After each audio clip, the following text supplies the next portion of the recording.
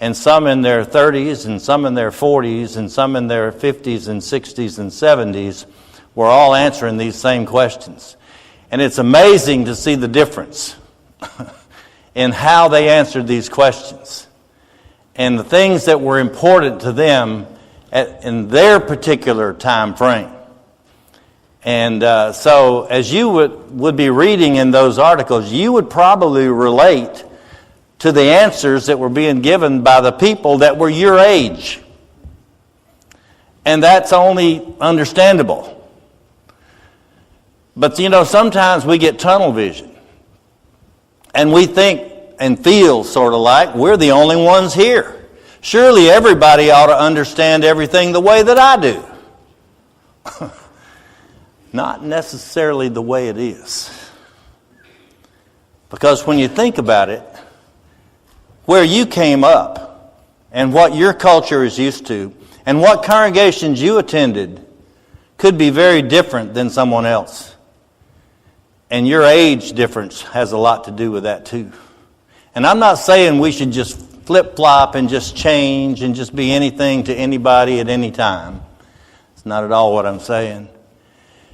But I am saying that we need to be aware and to be alert and to be knowledgeable about how different people think and feel and how they see things.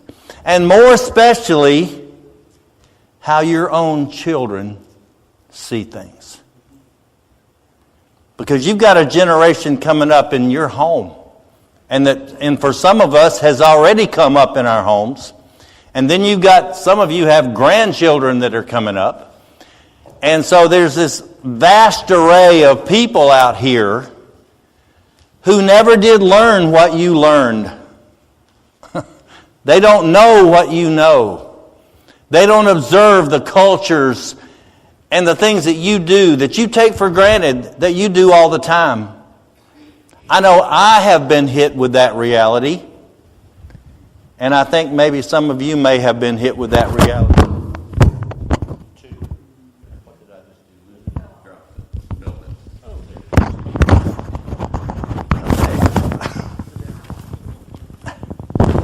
Put it down low. It's making noise, I'm sorry. Low. Okay. Take it slowly. Where was I? I know right where I was. Basically, bottom line, I'm happy to be here today. And I love and appreciate the Church of Christ for so many reasons. And just one reason right now, I want us to stop for just a second. Sometimes, I know when I worked with youth a lot, we had small youth groups and larger ones, but the smaller ones sometimes would not have an idea about what it was like in big youth groups. So we would go visit and go on trips with and do things with bigger youth groups so this could open their eyes and they could see, this is what we do. This is what you can do. And so sometimes we kind of get away from things a little bit. And so I'd like for us, number 854 in your songbook, 854. Try to keep up with this group. Sing if you can.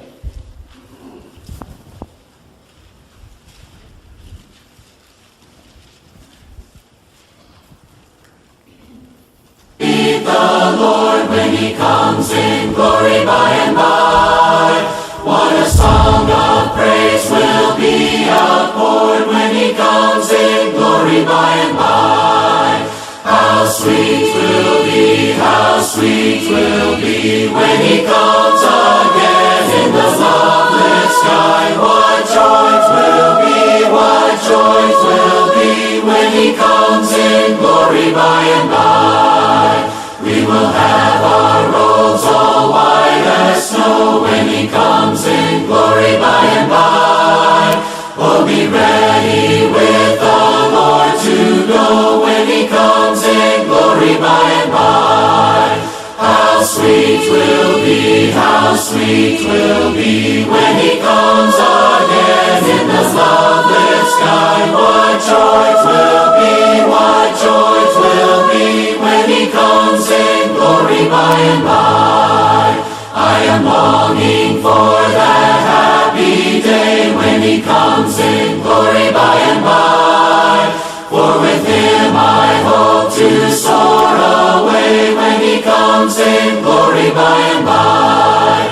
How sweet 'twill be, how sweet 'twill be when he comes again in the cloudless sky. What joy 'twill be, what joy 'twill be when he comes in glory by and by. How sweet 'twill be, how sweet 'twill be when he comes again in the cloudless sky. What joy 'twill be, what joy 'twill be when he comes in glory by and by.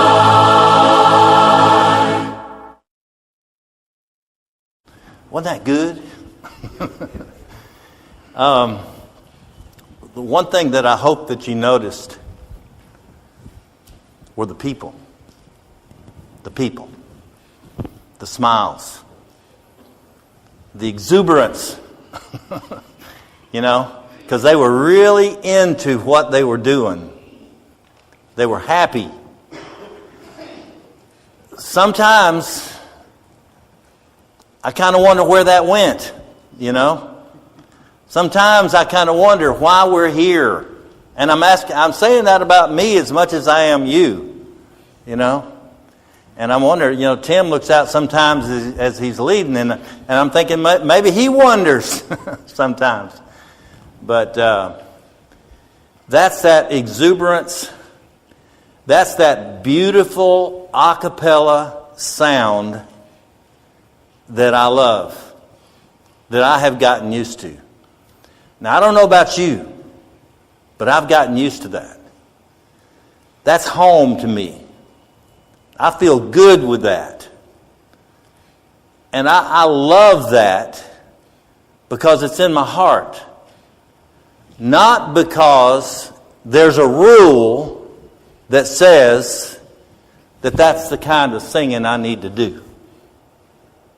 A cappella. I love it. And I want it, and I choose it. And I think if we can get that sort of a feeling about what we do with our worship, that's why we do it, because we love it.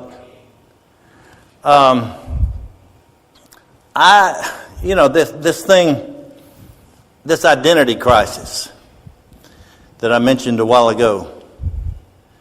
There's a principle that's really important in our personal lives.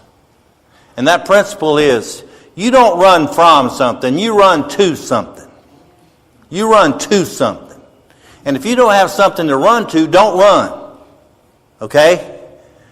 Well, that's the same way with Jesus' church, with our worship. You know, if it's not exactly what I want, and maybe I have bad feelings about what's going on, and I don't like every little thing about what they do down there at the church. Some people just run. They just run. And if you were to ask them, well, what are you running to? I don't know, but I don't like that. I'm saying that's no reason to run. I'm saying that's a reason to stay and work it out. Couples and marriages need to know that principle. You don't run. You stay and you work it out. That's what you do. Well, I don't see an identity crisis. Because listen to this. We still need today the same basis for what we have been doing ever since we found out about Jesus and His church. Listen to this. There is one body, one Spirit, one hope, one Lord, one faith, and one baptism. Ephesians chapter 4. That is the unity upon which we are based, And we still need that today. There's no identity crisis. The identity is in that. Okay? We still need the simplicity of the gospel message that was emphasized in Acts chapter 11 and in verse 26 that tells me that they were called Christ followers or Christians first in Antioch. That was the first time that they were called Christians, Christ followers. We still need that today. That is simple. That is not convoluted. That is not hierarchical. That is simple. And just as the early Christ followers went everywhere preaching and teaching and telling people about Jesus, guess what? We still need that today. In Mark chapter 16, verses 15 and 16, go everywhere in the world. Tell the good news to everyone. Whoever believes and is baptized will be saved, but those who do not believe will be judged guilty. How simple. We still need that today. This is further emphasized in our text for the morning in 1 Corinthians chapter 15, beginning in verse 3. In the first few verses of that chapter, Paul brings out that the basis of the gospel of Jesus Christ is the death, the burial, and the resurrection of Jesus. That's the gospel. That's what we go everywhere telling people about, is the death, the burial, and the resurrection of Jesus Christ. But guess what? We don't stop with verse 4. We don't stop with verse 4. Because as you continue to read in verse 5, and he appeared to Peter and the 12. In verse 6, Christ appeared to more than 500. In verse 7, then he appeared to James and the apostles. And in verse 8, last of all, he appeared to me, Paul says. Last of all. How come we can get the death and the burial and the resurrection? We get that down, but we don't get the other part. How come we're not out appearing? Jesus did. He died, he was buried, and he arose, and he appeared. We die to sin, we are buried in baptism, we arise to walk in the newness of life, and we don't just sit down. We appear as Jesus did. Going back to last time's lesson, I don't know if you realize it or not, but Barton W. Stone and Alexander Campbell, these were the guys who did a lot of work in the Restoration movement. I don't know if you realize it or not, they were Presbyterian preachers. Presbyterian preachers. They were not attempting to establish a new denomination. That was not their goal. Rather, they were trying to get all the Presbyterians and all the others that were out there in the various denominational groups to go back to the Bible alone. Back to the simplicity of Christianity that began Acts 11, verse 26. They were called Christians first in Antioch. That was what they were attempting to do. Because they saw that the religious world had branched off into all sorts of traditions and creeds and beliefs, and they all had a particular label and a particular name that they would bring along with it and to call it that. They saw that happening, and they said, this is not good. We need to go back to the Bible alone. And so the new calling card, the theme for our lesson this morning, the new calling card was one that stressed reform and unity based on the Bible alone. Who could argue with that? You know, nobody could argue with that. How could you go wrong with going back to the Bible for all that you do in worship and in life? Great. Well, something's happened. You know, Martin Luther, he did a great work. I mean, he did his best to reform and restore and to get us on the right track in breaking away from Roman Catholic domination during the Dark Ages. The last thing that Martin Luther wanted was for these people that were going to be following what he said to call themselves Lutherans. He did not want that. And you can read that in his text, in his messages, that he did not want them to be called after his name. In that same way, Barton W. Stone and Alexander Campbell, they did not want to establish a denomination. They did not want to bring something in that was like what was there.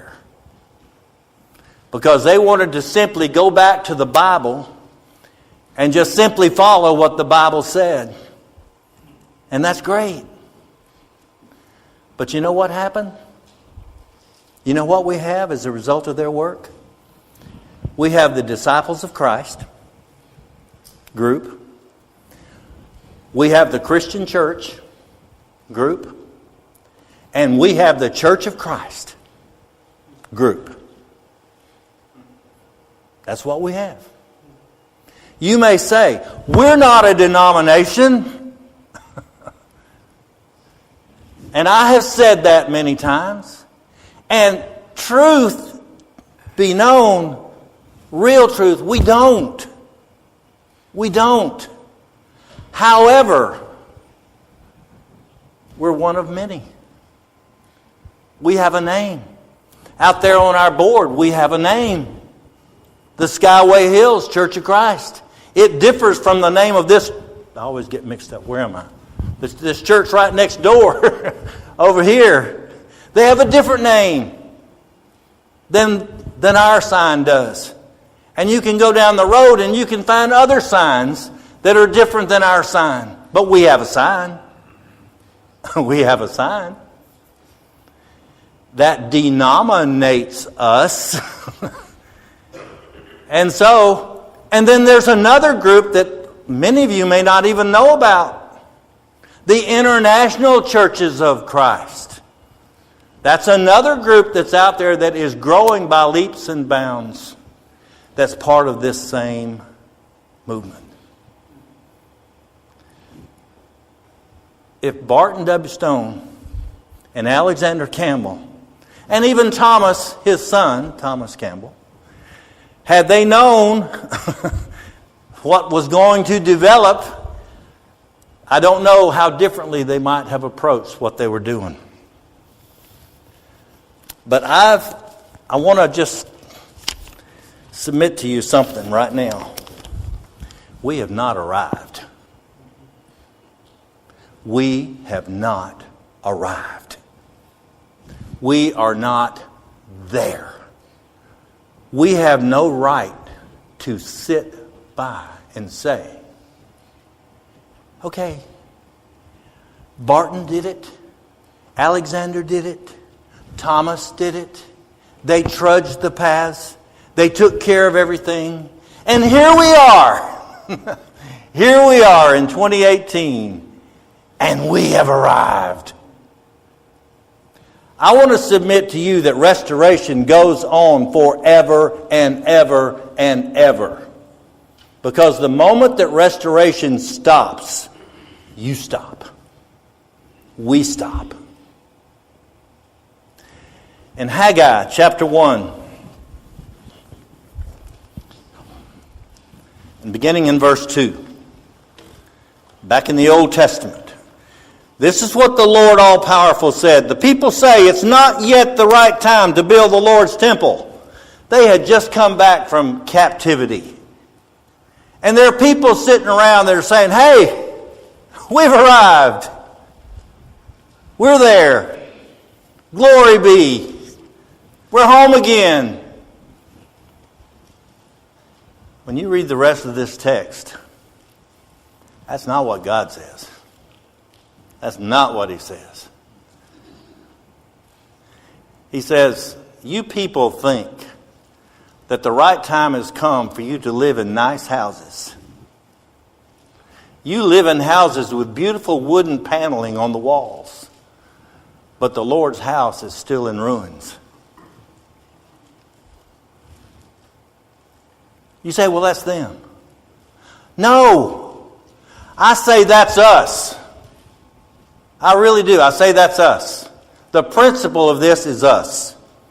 Because once we sit down and say it's done, it's done. I mean, it is done. We're through. Because restoration is an ongoing process. When you look over in chapter 2, there's another point here. Because we see who the naysayers were. Haggai chapter 2. The naysayers were the old folks. The old folks. I'm not going to draw lines on who's an old folk. I don't like doing that. Because you might draw that line where I don't want it. But the old folks were saying, this thing y'all are putting up here calling a temple, it ain't nothing compared to the first one. See, they remembered the days, the glory days of the old temple. And they were saying, no way. You think this one, you should have been back there in the good old days. How often do we find this principle at work in our churches? Where we're not willing, to get up and rethink and study and talk about and solve issues that we may be saying and others may be saying, oh, we solved that one long ago. Oh, just get you a Lipscomb commentary or whatever. Get you a McGarvey. They did it. They did all the study. They drew all the conclusions. All you got to do is go back and read it. It's right there. What kind of logic is that? That's the same kind of logic that we see here in Haggai chapter 2. It's been done. It's already done. You don't have to do anything. They did it for you. In fact, they wrote it out. I want to ask you, what's any different of that kind of logic than us having a creed? What's any different? We got our creeds, don't we? Old brother so-and-so said. That's what we do. And we enumerate. And that's what we believe because old brother so-and-so said it. Or because the preacher preached it. I submit to you, we have not arrived. And there's a third part here in this text that says, you're sitting around, I'm not saying you guys, but he's saying they're sitting around, quibbling over this and quibbling over that, sitting in your nice panel houses. And he says, ain't nothing going to happen in your church until you get up and build, because God's going to shake things up. God says he's going to shake things up. My version said, I don't know what yours says over in Haggai, but he says he's going to shake it up. Amen.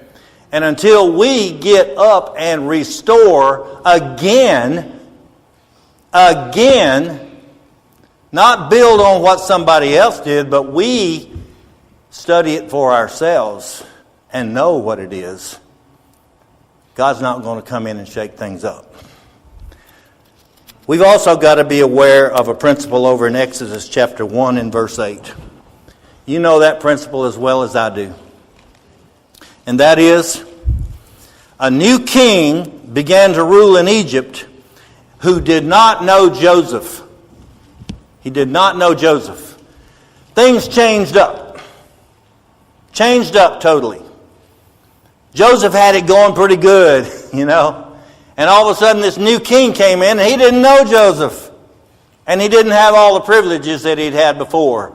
I submit to you again, there's nothing more constant and inevitable in our lives than change. And if we're not aware and ready for change, we'll die. We'll die as a church. We'll die as an individual. I got some questions I want to ask you. How long does it take for a falling away to occur? Answer these in your head. Don't yell them out, please. How long does it take for a falling away to occur? How long does it take to lose your faith? How long does it take for a church to die? How long does it take to lose your children to the world? How long does it take to forget God? The answer is the same to every one of these questions. One generation. One generation.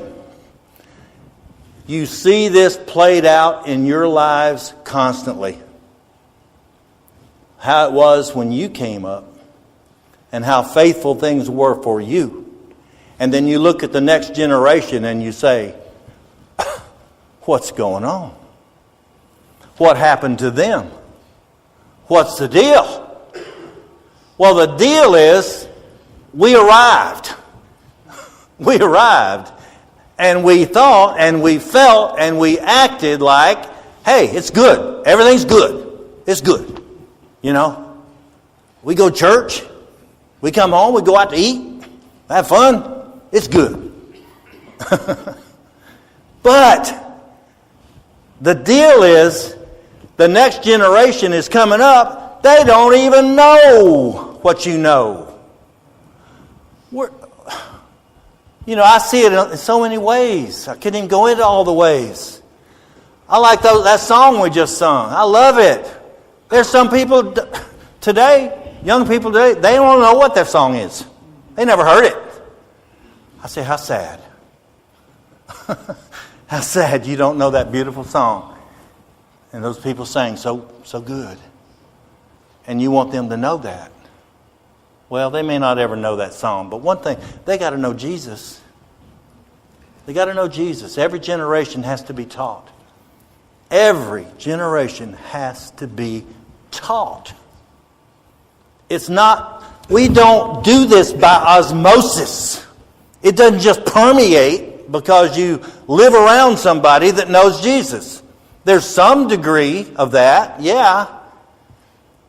But the hard, fast rule is you've got to be taught.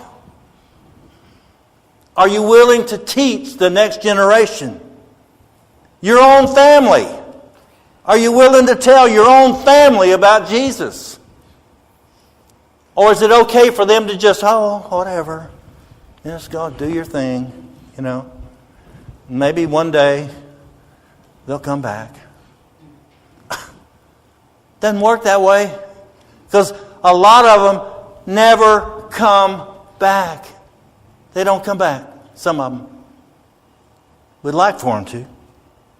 I want to refer you to an article. Because our exclusivity in the Church of Christ, our majoring in minors in the Church of Christ, has basically separated us from our community. We took the restoration principle that we thought that Barton W. Stone and Alexander Campbell taught, And we have taken that to the extreme by exclusifying ourselves off over here in a little corner. They didn't have that idea. They wanted reform and unity. Unity is what they wanted. All right, here's what a guy by the name of F.D. Shrigley, back in 1889, wrote this statement. Listen to this, please. It is wrong to make anything a condition of fellowship which is not essential to salvation. That's his first part of his comment. We draw the line here. That which will damn a soul and separate us in the next world should also divide us in this world. Nothing else should. That's what he said. Nothing else should divide us in this religious world other than something that deals with my salvation. And you think about that. You think about that. Because what's happened in so many ways is that what we have taken, we've taken our traditions, we've taken our feelings, and we have made those our gospel. We have made those what we do. And so here's where I have to ask you a question. What's your calling card? What's your calling card? I was going to spring this one on you.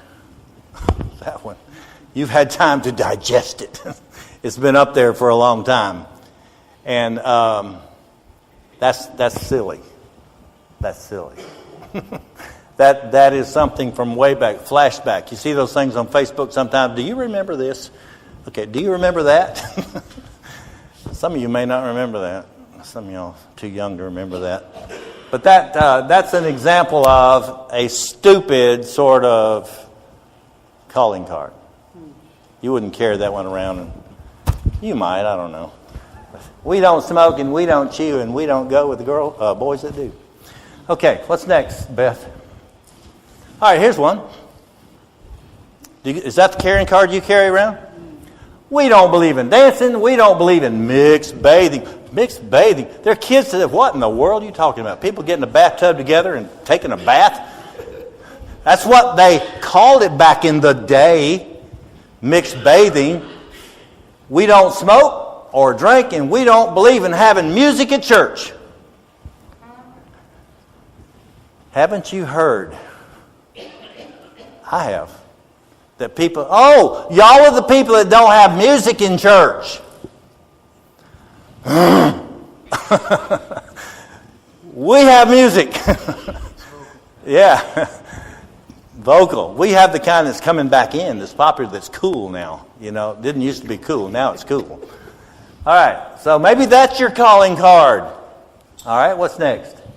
Skyway Hills Church of Christ. We speak where the Bible speaks. We're silent where the Bible's silent. We do Bible things in Bible ways. We call Bible things by Bible names. Is that your calling card? All right, put yourself in this position. Somebody walks up to you and gives you that card. What do you think?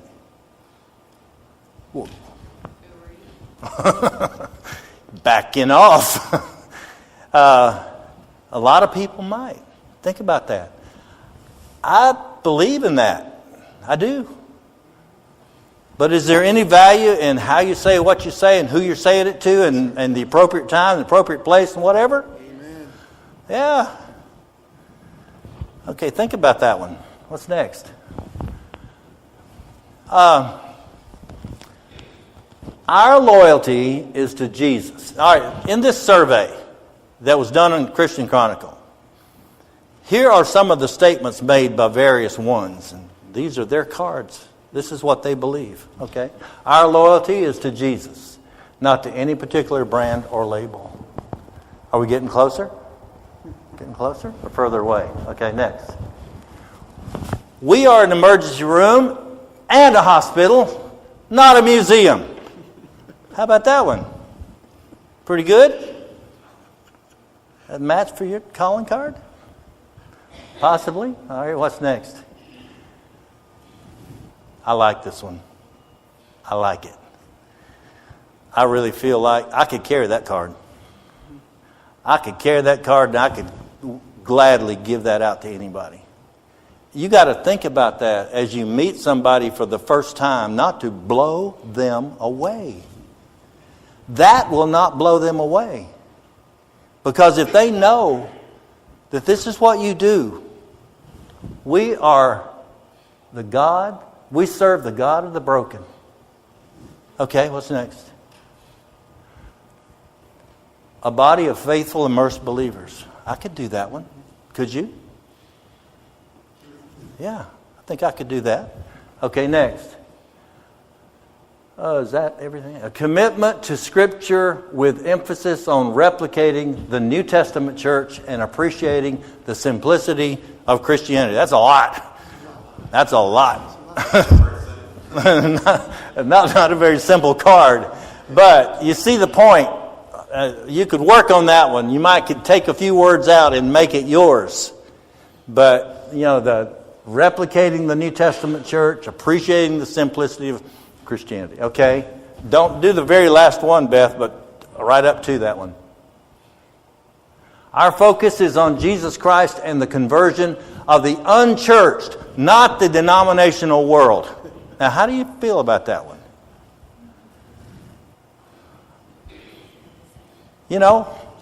We go out. Jesus spent his time taking the gospel to basically the unchurched. Now, he did approach the Pharisees. He did. But this is where our emphasis, people who don't know Jesus. People who don't know Jesus.